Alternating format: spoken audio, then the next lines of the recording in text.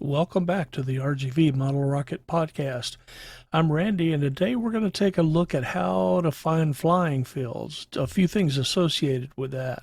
The first, most important item of all is landowner's permission. If you don't have landowner's permission, you're taking a chance on getting banned permanently from a location. Some of the repercussions are you could be charged with trespass.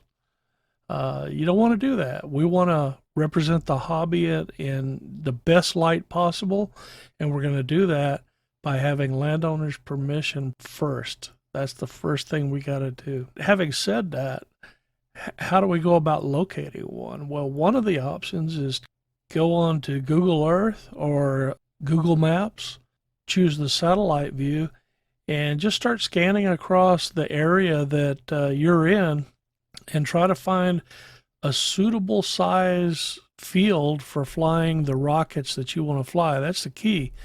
A small rocket that's only going to go 200 feet high, you don't need a very big field. But if you're going to be trying to fly a D, E, or F motor to higher altitudes, or even a smaller motor in a very skinny rocket can go pretty high, make sure you got room to recover it. How can we look at that map and determine if it's big enough? Well, Google Earth and Google Maps both have measuring tools built into them so you can measure the area you're thinking about. When you're looking at a site, think about the prevailing wind, the way it normally blows, and think about the correct size of the field as per the NAR chart or NFPA recommendations. NFPA is a code, a fire code that has charts in it related to model rocketry, believe it or not. So Google Earth, Google Maps, you look at the satellite views. One of the keys, though, when you're looking at the satellite views is try to find the age of the imagery, because if that's a really, really old aerial photo, it's not going to help you a whole lot because there may be a subdivision built where you were thinking about trying to find permission. Of course, you can always drive out to that location and take a look also. One of the other options is city parks. Back to what we said in the very beginning, permission. Make sure you have permission from the city or the governing entity over that park, whether it be a county, a city, a parish, whatever it may be. Also ask yourself, does the city allow rocketry within the city limits? Because some cities don't. And you need to check on that.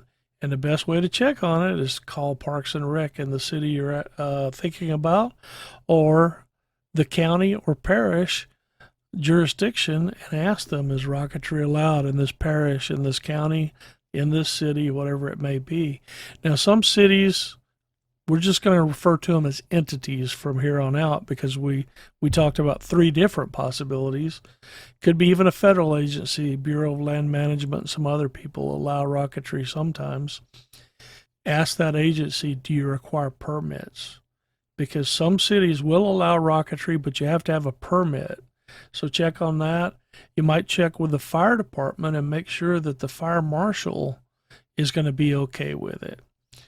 So once we've gone over all these things, farmland, it's kind of tough to figure out who owns it. So some of the possibilities there when you're looking at farmland is talk to the farmer. If the farmer's not around, talk to any workers that may be there and ask them who the owner or who the farmer is, because the owner and the landlord are not always the same. A lot of farmers rent land. Ask the neighbors who owns the land or who farms the land. And as a last option, I don't know if this will work, you might go to the FSA agency, the Farm Services Agency, and ask them if they have a map, and it can help you locate who the farmer is on a given plot of land. Churches are another possibility. Some churches have really large yards. You can look up that church online and hopefully find some contact information, email, call, or talk to the correct person and see if you can get permission. We always come back to get permission.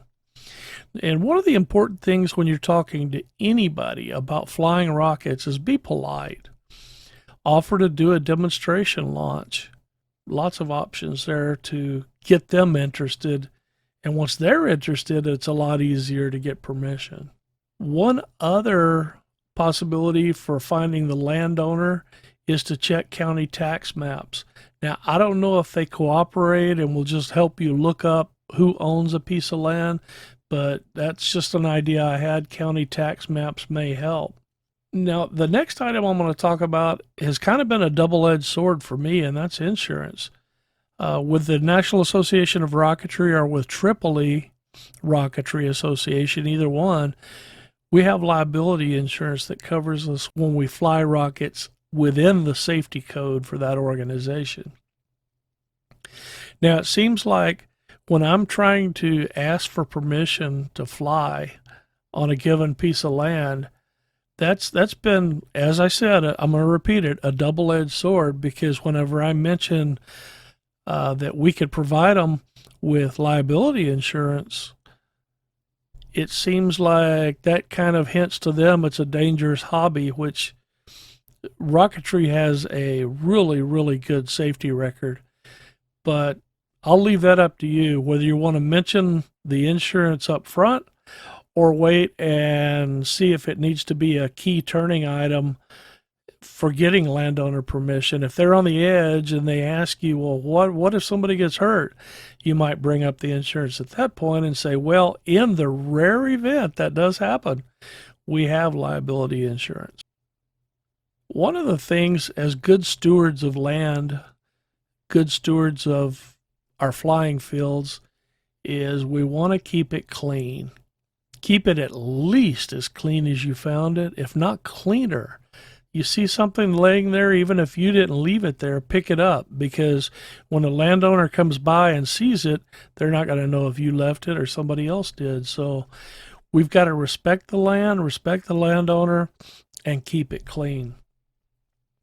And if I haven't said it already, above all else, make sure you have permission. All right, guys, that's just a quick podcast here from Randy at RGV Model Rocketry Podcast. And we hopefully will be back with you next week for another update, another episode.